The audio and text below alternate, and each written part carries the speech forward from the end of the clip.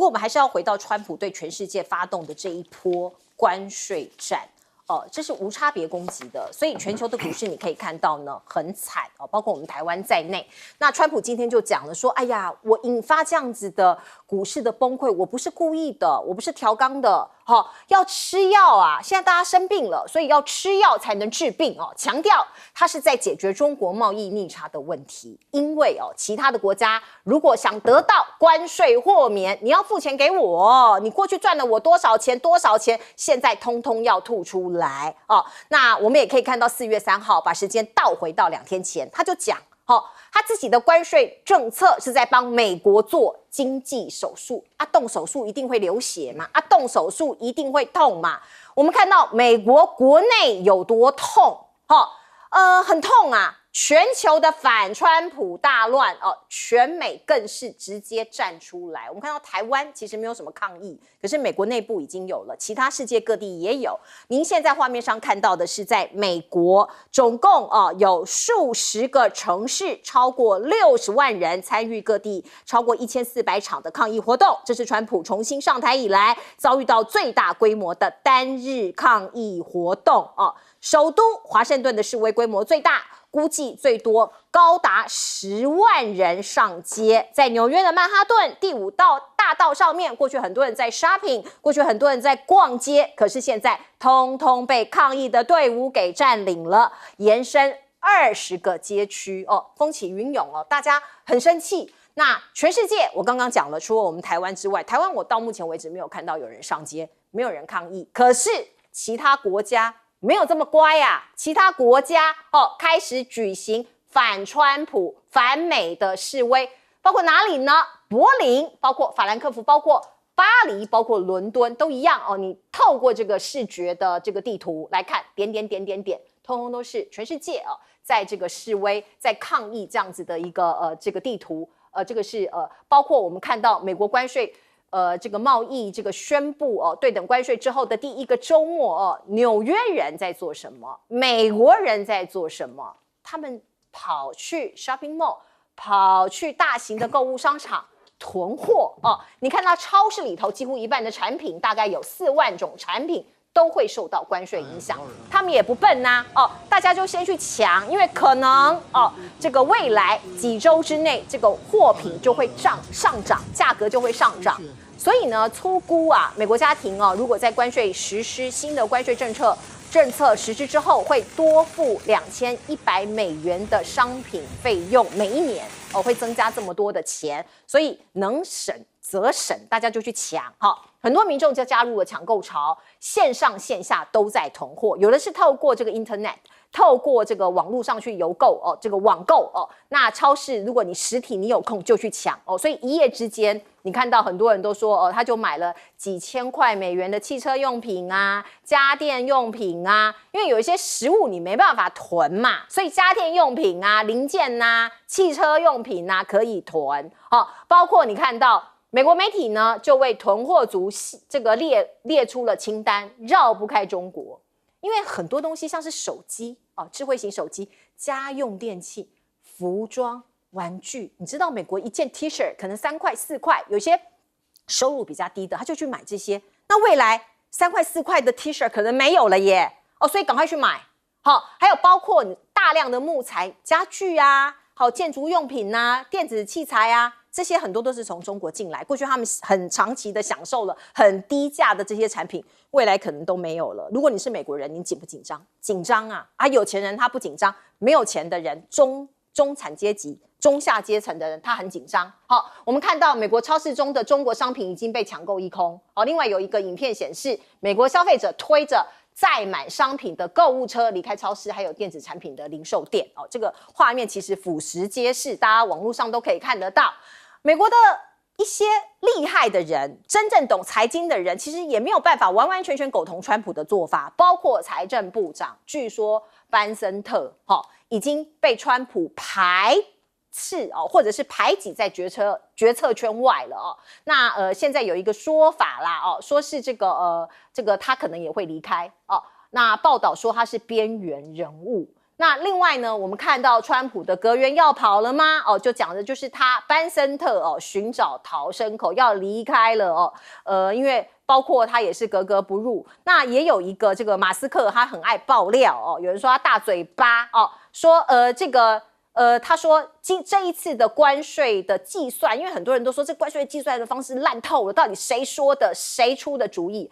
马斯克爆料说是白宫首席贸易顾问叫做纳瓦罗哦，这个人他的主意哦，而且马斯克还质疑他的背景哦，根本可能是造假或者没有做出任何成绩为什么马斯克要公开呛他？因为呢，这个关税的这个对等关税宣布之后，也重创特斯拉的股价这无差别攻击啊，特斯拉也是血流成河啊。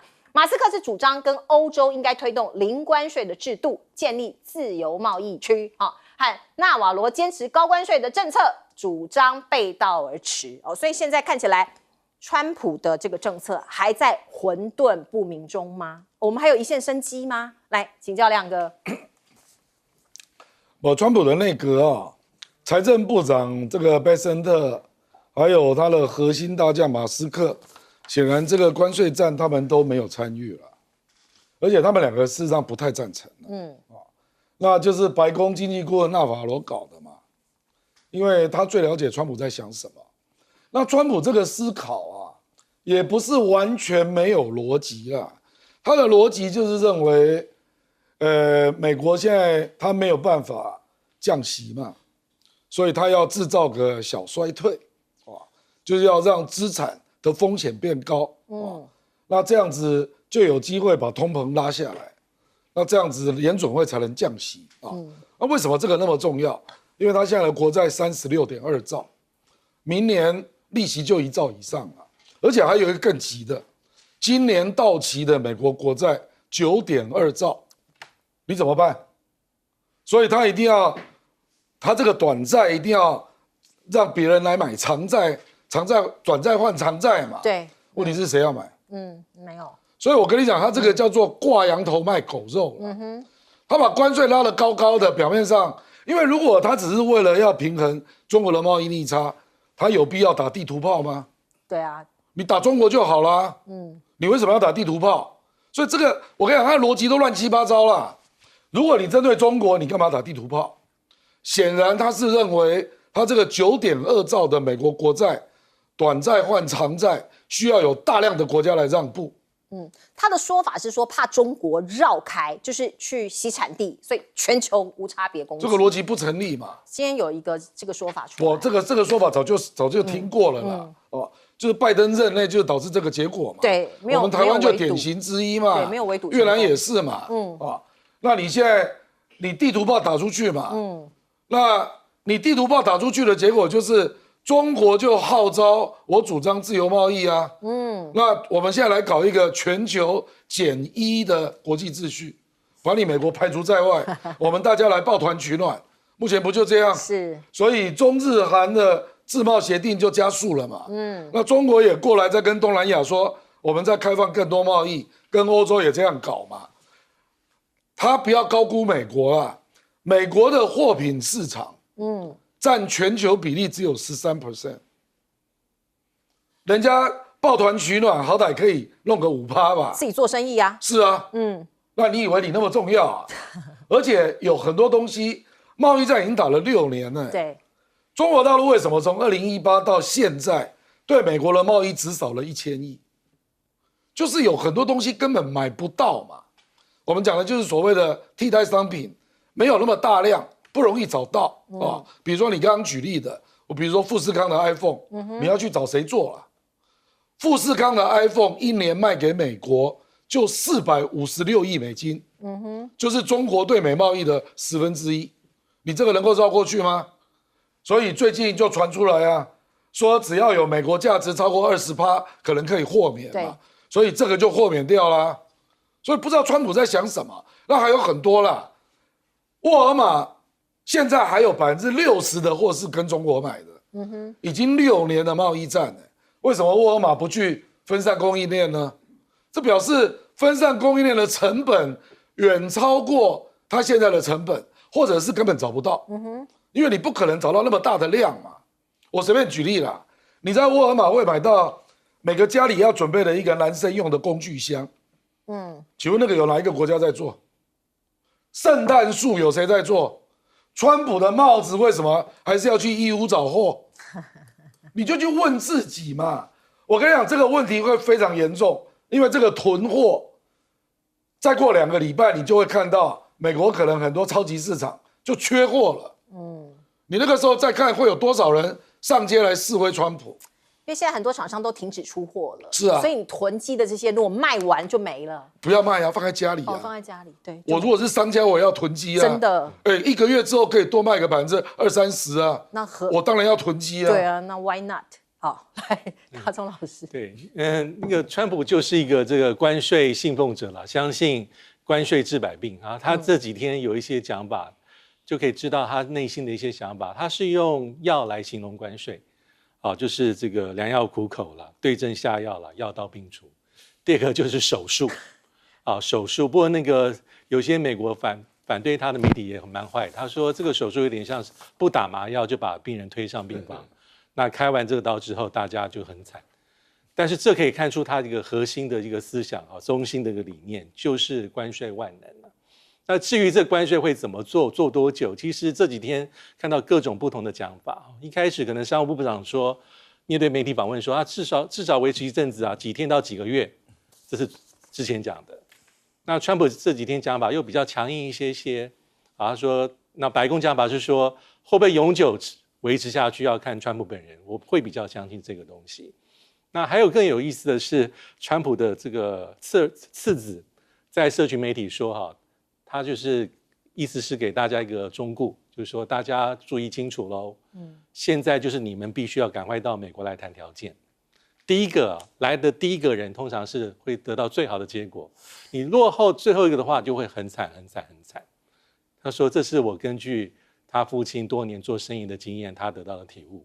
当然他不能反映出川普的核心团队，但是这个是某种讲法，意思是说我等等你来。所以为什么川普这2天还有川普这个团队的团员都会说，目前有50个国家已经分别写信的、打电话的，或是表明直接来谈判的。那应该是第一个来到美国的，应该就是以色列总统内塔尼亚胡，因为内塔尼亚胡跟川普的私人交情非常非常的好。他是川普1月20号就任之后第一个到访华府、进入白宫的外国领袖。但是这一次我如果印象没错，美国还是给他磕了17%。那有一些以色列的经济学者说，这还是会对以色列对美出口会影响，还会影响到一些这个所谓的工作机会。所以意思是什么？再一次展现川普有些时候你可能不能只跟他博感情。最明显的例子其实是石破茂比较惨，因为他是第2个到访白宫的外国领导者。大家还有印象吗？那一次他做足了功课去的，而且当众符合川普的意，说1兆美金的那个大投资，很给川普面子，讲了非常非常多的东西，甚至还没印象，他是在当场邀请川普参加4月份这个大阪这个博览会。这是动之以情。他说50年前我还很年轻的时候，我参加大阪，而且我参加的最有兴趣馆是美国馆，因为那时候看月球时邀请他。但这一些博感情的可能没有用，因为川普要的是实质的利益，很赤裸裸的。没有错，这个日本也得到了20几%的关税。好，来这个将军，美国的社会大众对物价波动的忍受度比较低，对，因为美国的储蓄率低。我们拿我们台湾来看，我们台湾每一个人平均来看，每一个人赚100块钱，大概是花掉63块，另外37块存起来，是这样。台湾的储蓄率有37%，美国不是哦，每赚100块钱，他花掉95块，只存5块而已，是这样。所以美国你看他花光光，月光族。那月光族那么多，你现在物价一波动，那月光族怎么办？所以他就去抢购我们的沃尔玛。我们看沃尔玛在美国有4000多家，它最大的卖场嘛，4000多家，200万个员工。那沃尔玛它是把自己的毛利率固定在6%，那其他的这个税率都增加了，沃尔玛它没有办法吸收，因为它的毛利率就固定6%，所以其他都加到货品上面，那物就贵了，所以大家赶快去抢。因为如果不抢，那将来贵了。因为美国的储蓄率很低，对这些物价波动的忍受度很差，因为马上就要上涨了，所以大家马上去抢。所以我这样整个来看的话，这个就是问题是美国是出在这个它的储蓄率低，它的忍受度就差。如果我们今天有钱，你物价稍微波动一点，反正我们有钱嘛，有老本嘛，我们今天我们反正每一赚100块都会存到36块左右。那我今天多花一点钱，多花个5块10块没有关系，可以忍受。但是美国是没有办法，所以你看美国为什么会这些抢购潮？这个如果关税战继续打下去哦，美国当然也会跟川普所说到了，哎呦要吃药了。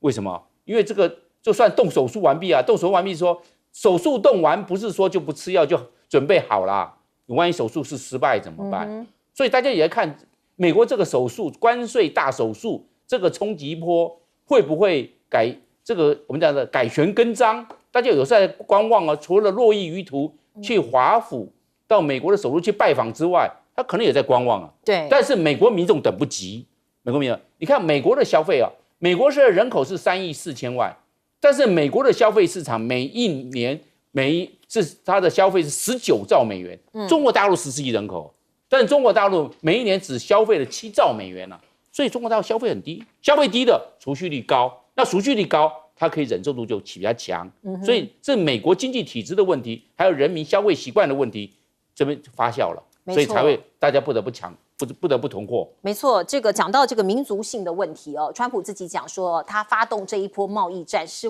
为了这个平衡美中之间的贸易差距逆差。可是他真的时时刻刻在关注中国吗？的确是有记者就拍到这一幕。川普去打小白球那透过车窗看到他正在阅读《纽约邮报》的中国回应关税战的报道，画面上有习近平的大大的图片那当然中国的反应川普非常重视。人民日报来自于中国，他就在发声说，天塌下来我也不管我们已经做好准备了随时会推什么呢？降准还有降息等货币的政策工具我们可以打得下去这个是来自于中国的一些说法。BBC 就说，北京华府互掐脖子，任何一方都不愿意退缩，所以这是一场胆小鬼的赛局，看谁会把这个事情进行到底，两个都僵在那里。而另外我们看到美国大陆的沟通机制现在看起来是停摆了，本来说川普跟习近平会见面，可是现在还有川习会吗？不知道那传出说川普只想跟习近平的亲信接触，像是谁呢？像是中共中央办的公厅主任叫做蔡奇，可是呢包括现在呢蔡奇能接触得到吗？现在不知道。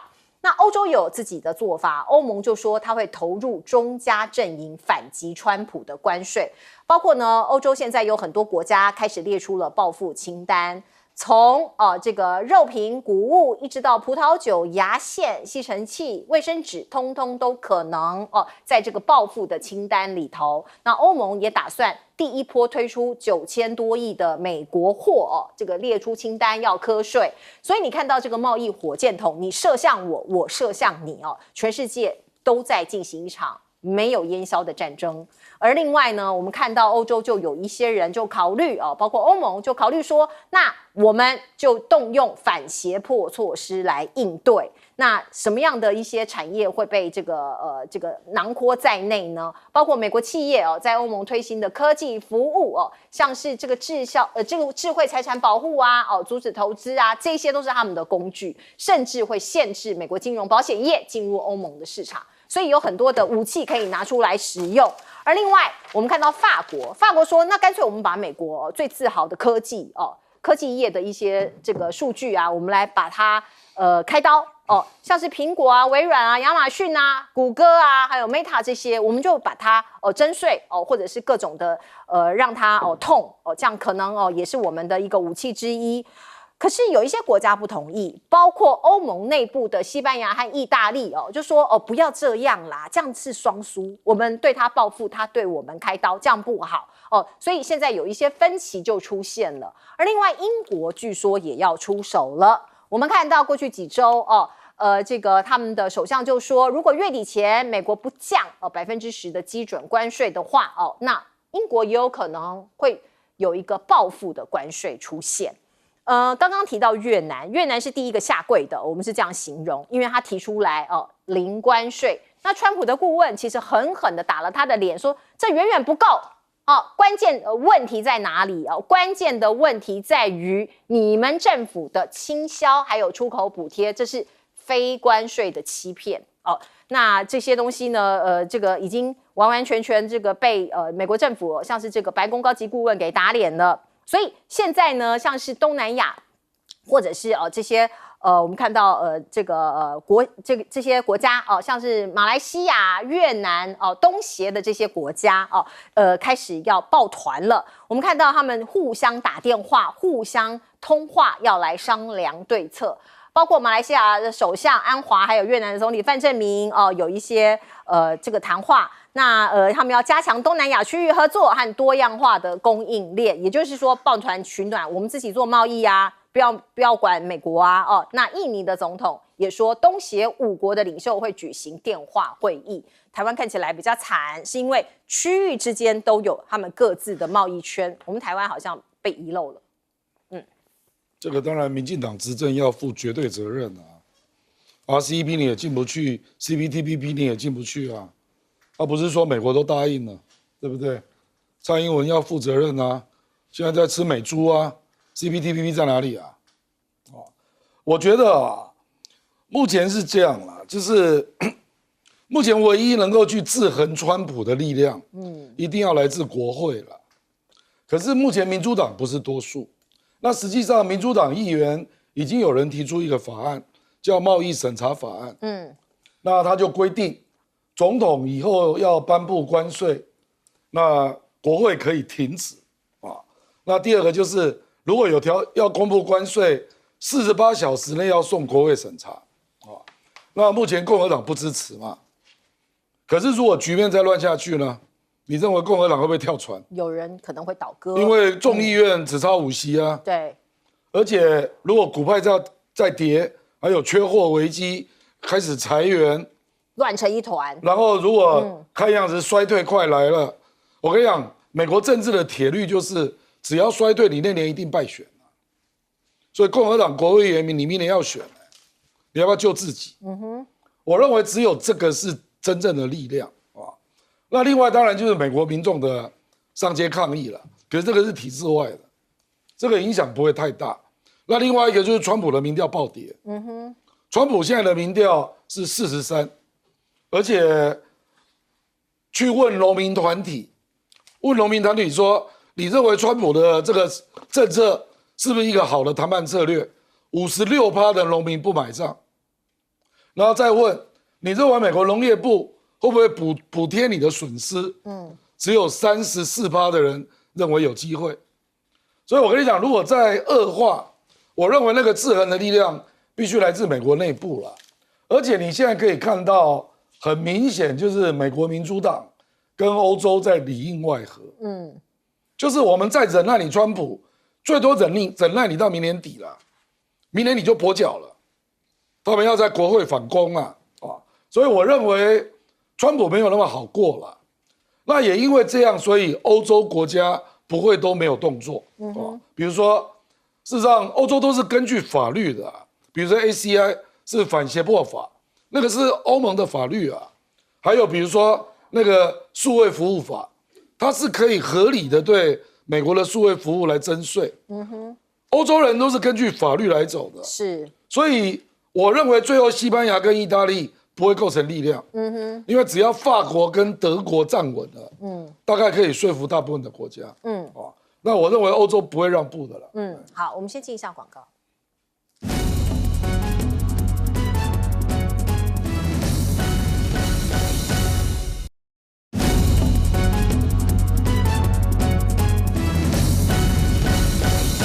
好，面对川普的关税攻击，各国的反应不一样。我们看看，包括欧洲、包括中国大陆，都各自有招。我们请教老师。对，如果是以中国大陆而言的话，我觉得《华尔街日报》这篇报道其实是耐人寻味的，因为它基本上的讲法是说，其实中国大陆想接触美国川普政府，但是美方想要接触是它的核心的这个幕僚，比如说蔡奇，而不是那个制式的官位，比如说王毅啦、王文涛啦，或是所谓的这个中国驻美大使谢峰。那这是《华尔街日报》的报道，所以症结是谁想要见面？我自己的判断是双方都想。大家不要忽视，在1个多月以前，川普反复的讲，他要跟习近平见面，包括去年12月说希望习近平参加就职大典，我觉得都想，但是双方都会很谨慎，尤其是我觉得北京的谨慎程度是远远高过于这个华府。那第二个很简单谈一下哈，我觉得我们应该要怎么做？我觉得我们现在因为对美的这个沟通，我觉得第一步还是缓自觉啦。我觉得真的是要想办法。像越南提出的要求一样，就是说4月9号之后，我至少争取一个缓冲的空间，不管是1个月、45天、90天，未必事缓则圆啊。但是有这缓冲时间，我觉得对我们来说会相对有利很多很多啊。这是第2点。那第3点，其实刚讲到因为现在川普是对所有国家都做一样的动作，只是税率高低不同哈。那东协我觉得也非常有意思，因为虽然说马来西亚是今年的轮值主席国，他的讲法是说这个大家应该有协调一致的立场但是因为这个压力太大所以各国会有各国的一些小小的盘算，所以未必会像安华首相所说，我们有形成一致的共识去做，我觉得这未必。所以最后其实就是比自己的这个实力包括你跟美国做这个沟通状况，但到目前为止有这个底气去叫板的，说我要做惩罚性关税的，大概就是欧盟、加拿大跟中国大陆，都各自有原因。欧盟整体力量是大的，因为加拿大实在是跟美国相依很多，所以美国很多地方跟它有这个共通性，互相依赖。那中国大陆当然是一个美国最重要的对手，这底气是比较足。但是作为我们可能要用更多的智慧了。好，我们进下广告，希望我们。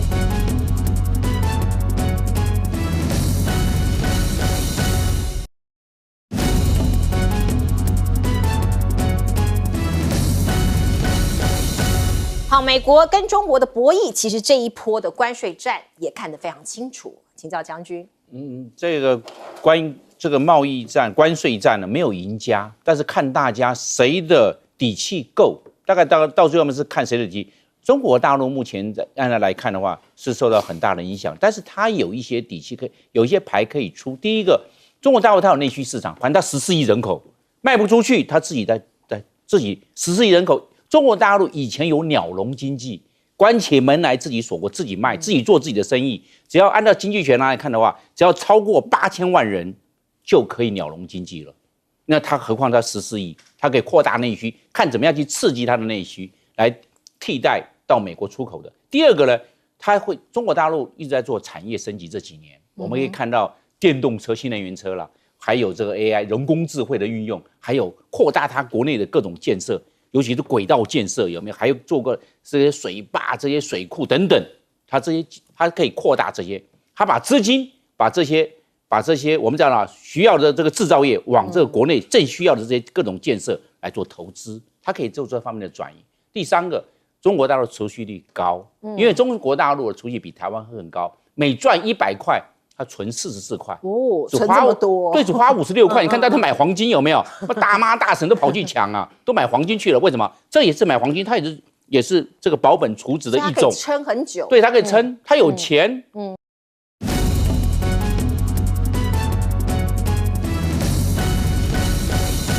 好，欢迎您回到新闻大白话的节目现场，我是钱子，介绍这1个小时的来宾。首先是耶鲁政治学博士郭正亮，大家平安。以及前空军副司令张延廷。主持人好，大家好。另外是淡江大学战略所教授李大中老师。主持人好，大家平安。好，观众朋友，今天是黑色星期一，所有的投资朋友您辛苦了。我们台股大跳水，创下了有史以来最大的跌幅。而另外我们看到整个亚洲，因为时差的关系，我们现在看到亚洲，今天早上的开盘跟收盘一片惨兮兮啊，包括台湾的加权股市，我们台湾的这个大盘是跌了超过2000点，那跌幅将近10%，上海综合指数跌幅大概是7%。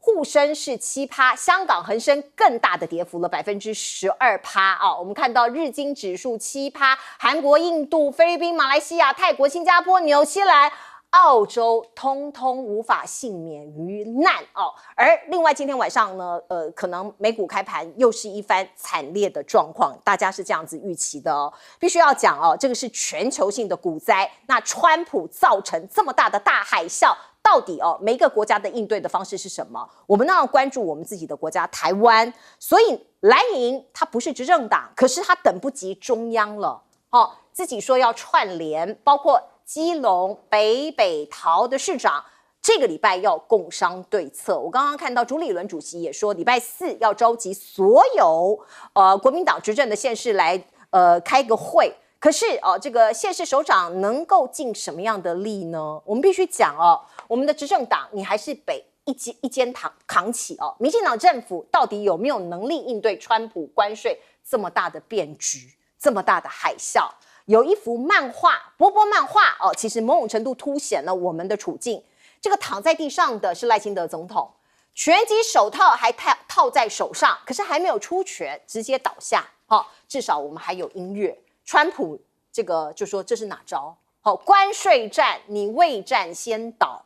而另外我们看到网络上当然有很多的批评，很多网友今天看起来损失惨重啊，在股市上面，那未来可能还有很多的挑战。所以你看到网络温度计，它其实有一个负面声量的一个比较它是用百分比来呈现的。包括在4月7号赖清德的负面的这个声量是73%，经过了4月几天之后的4月1号还是72%今天是73%这个是经过了川普的关税战之后，你看到很多人对他的负面是评价是升高的那柯建铭也升高1%，萧美琴比较特别，因为过去其实他比较没有声音，也没有仇恨值，可是最近3号可能是润饼风波，因为他在4月5号贴出来你的润饼里头包什么引起大家很多的这个批评，所以这3天他的负面评价升高了4%。另外是不是要共赴国难？朝野要不要坐下来谈呢？今天下午在立法院由行政院他出面召集这些在野党的这些召集人党团的这个主委出来，结果呢，你看到柯建铭又不爽了，光是座位安排他就不爽，他说我不要坐在黄国昌旁边，这个我不 OK 啊。行政院其实是为了要大家来推出所谓的880亿的协助方案希望在野党帮忙可以让他过。虽然我们认为880亿其实没有什么帮助，而另外呢，柯建铭就在这一场协商会上头自己一个人独秀了40分钟，跟过去在立法院的表现一模一样有点反常。那这个柯建铭甚至讲出来，川普在搞全球大罢免这样的惊人之语那可是呢，这个我们看到绿营还持续在推大罢免，会不会可能变成自掘坟墓呢？国民党就说，在这个国难当头的时刻，赖政府回应美方对等关税的新措施已经被质疑了，被说是慢半拍了。大罢免还在进行的话，会自掘坟墓，成为实质的不信任投票。可是事实真的会这样吗？我们看到过去呢，全球当然都没有遇过这样的事情，至少在这20-30年，所以每一个国家有自己的应对方式。新加坡的总理黄循财在第一时间其实录了一段影片，中间有提到，这不只是经济的寒冬，还是地缘政治风暴的前奏看起来如果经济不好，会不会引发武力上面的一个战争呢？这个也是大家值得关注的。而另外我们看到抗中保台的风向变了吗？立陶宛过去跟我们很好啊，他高层质疑台湾合作成效与中国关系正常化已经排入议程，怎么会这样子呢？我们过去不是也给他很多的这个所谓的国会上面的外交啊，还有各种的这个这个贸易呀现在他们转向了吗？而另外我们再来看看日本一样，它的股市啊很惨。石破茂说这是对日本来讲国难很大的一个冲击如果失败就毁了，所以他立刻打电话给川普，希望要交涉。可是呢，日本对美国这个所谓的交涉或者是希望通话看起来目前成效有限。日本的最新民调是石破茂的支持率只剩下30%，创下了新低，有40%的选民希望他在夏天的时候就下台。如果台湾有事，就是日本有事，这是过去我们常常听到的一句话。所以美国智库就说，川普执政，如果台湾有事，日本防卫的角色会很吃重哦。那日本将在东京与华府的国防合作中发生关键的作用。可是现在前途不明啊，日本的政局看起来也不稳。另外一个政局非常不稳定的是韩国尹锡悦的弹劾案过了之后，我们看到韩联社宣布，南韩即将在6月3号举办总统大选，要选出新的领导人。现在谁最有可能呢？有可能是在野党的李在明，一般认为他比较亲中，他有一番说法，我们来听听看。왜 중국을 집적거려요? 그냥 쎄쎄. 내 말에도 쎄쎄. 이러면 되지. 뭐 자꾸 여기저기 집적거리고 무슨 양안 문제 우리가 왜 개입합니까? 대만 해비 뭘 어떻게 되든 중국과 대만 국내 문제가 어떻게든 우리가 뭔 상관 있어요? 这是去年他在拜票的时候的一场演说哦，那也被大家拿出来引用哦，表示他如果未来真的当上了总统，会不会可能就比较亲中呢？现在他的支持度是比较高的，有44.3%哦，执政党的国民力量党的支持率是39%。来，我们先请教亮哥。李在明当选几率真的很高啦，因为他那个本来有那个犯罪，已经确定无罪了啊。那其实他上台，我认为也会对美国做一些表示啦，所以很可能的局面是他当选，然后特赦尹锡悦啊，因为韩国常有这种剧本嘛啊。可是我们台湾要担心的是，会不会因为大家都有关税的挑战，所以使得中日韩的自贸协定加快？我跟你讲，这对台湾也是一个冲击哦，因为我们台湾跟韩国的产业结构蛮像的。所以在中国或日本市场，你一定会受到影响。其实你可以看到啊，那个新加坡它的税率只有10啊，对，日本是24，结果你有没有看到新加坡黄循财，还有日本的石破茂，都直接用国难来形容冲击耶？你有看到赖清德这样说吗？没有。我们的冲击比新加坡跟日本都大。然后这个赖清德我也不知道他在干嘛啊。比如说，我觉得朱立伦提一个意见蛮对的啊，你为什么还没有跟美国接触前，就把自己的底牌全部都掀出来呢？没有人这样谈判的啊。尤其川普这个人，你只要公开了，他就一码算一码，你没有发现吗？台积电送过去，独立事件，你说你要买天然气，你讲过了，国防预算你要增加。你已经讲过了就不用再谈了。你看越南就跟美国讲说，我们进口税可以减到0啊，我们也希望美国能够降税啊。然后他就没有讲什么，他就只有讲说，我们希望能够争取1到3个月的缓冲期，我们来好好谈判。越南就只有讲这样啊，我不知道。赖清德，你把底牌全部都掀出来干嘛？你承诺要修正非关税的贸易障碍，那美国就会把它当真啊，说你承诺了，那你未来有很多东西都要调整啊。央行可不可以干涉台币？美猪美牛可不可以标示？我跟你讲，这里问题一大堆啊。基改食品可不可以进入校园？美国会不会都把这个当作贸易障碍？对。那你为什么要讲呢？昨天5大点都讲了，你为什么还要讲？对，我要成立台湾投资美国团队呢？你讲这个干嘛呢？你台积电已经去了我们2023年投资美国是800亿台币，2024年1000亿台币，还不够吗？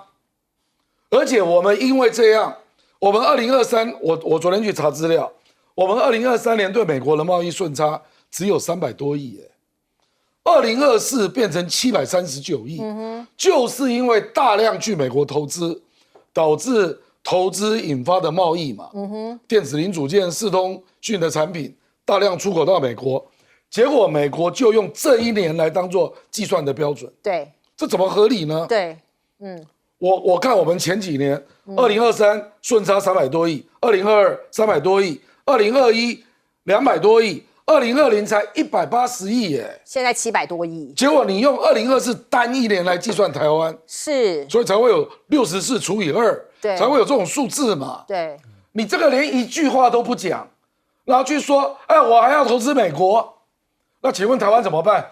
你告诉我啊，台湾要不要就业啊？现在联电也被合并了，那现在工具机那边叫，比如说我看到赖清德提出这5点主张，请问你有告诉我们32%如何降低啊？你没有提出你的要求啊，你只说我愿意再贡献什么，连抗议都没有。不是，你要提出主张嘛，比如说你希望他的税降到哪里，比如说10%之类的，或者20嘛，你连这个都没有讲，人家越南不是像你这样讲的，越南是说我可以降我的进口税，我可以降到0，希望美国也可以调整它的关税，越南人是这样讲的，那美国的关税其实不高啦，只有3.3%，越南是9.4%啊，可是越南其他都没有承诺，你赖清德从头到尾都是你在承诺啊，而且你已经完成了一大堆承诺，阿拉斯加天然气也答应了，台积电也送过去了，现在联电也要被并了，国防预算也要增加了，你到底在干嘛啊？有人这样谈判的啊？无话可说。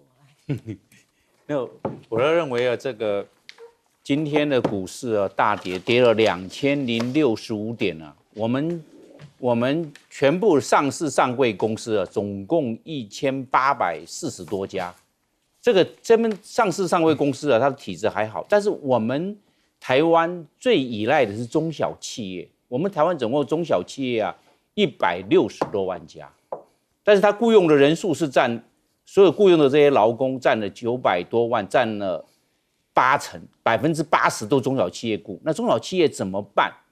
中小企业它的资本额小，竞争力弱，然后经过这一次这个关税加到32%这个冲击波，中小企业怎么过？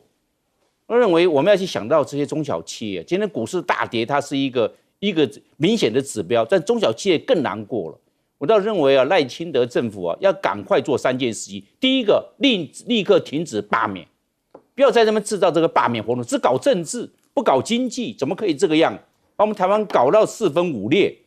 我认为赶快停止大罢免，大家通通把这些政治的这些小动作赶快停止，不要把这些资源通让在罢免的这活动上面，又要去联署，又要搞那些动员，这个消耗我们台湾内部的力量。这是非常不应该的，我认为立刻要改弦易辙，立刻要终止大罢免。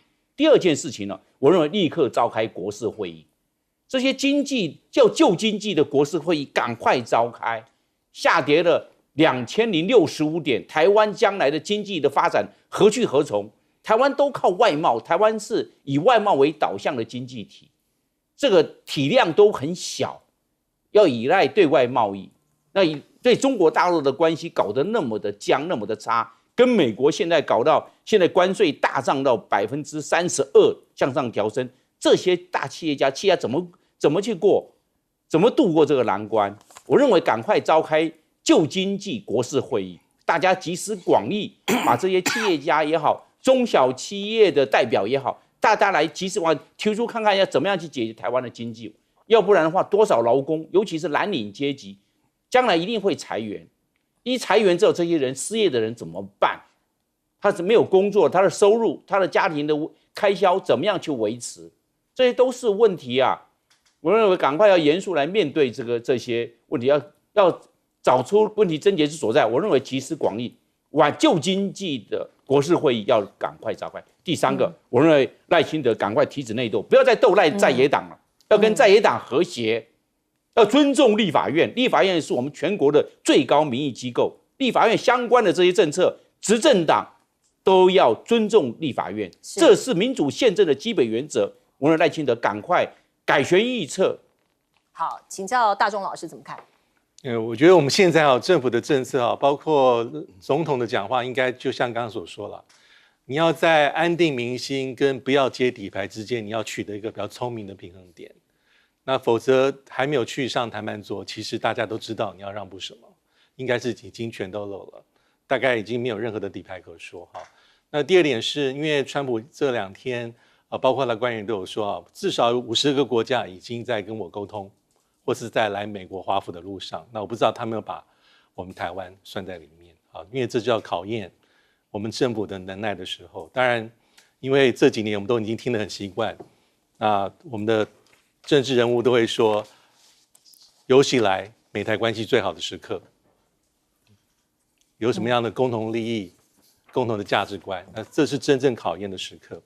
那第二点，我还是要稍微再讲一下呢韩国的政情哈，就是假设现在是李在明哈在6月3号的大选获胜，我觉得韩国的政策，尤其是对外战略，还是有一些变动的可能性，至少是一种这个调整啊，因为这个尹锡悦在的这3年的期间，其实基本上它是非常的呼应拜登政府的对外战略的主轴了，就是尹锡悦是把北韩视为是最大的这个假想敌。那在对中政策方面呢，他不明讲，但是他私下应该是非常跟拜登政府有默契啊，就是要做遏制这个北京的政策。那另外第3点就是跟日本是友好的，是和解的，历史的这些历史过去的议题啦，阻挠韩国跟日本合作的这些议题，基本上尹锡悦可以放在旁边。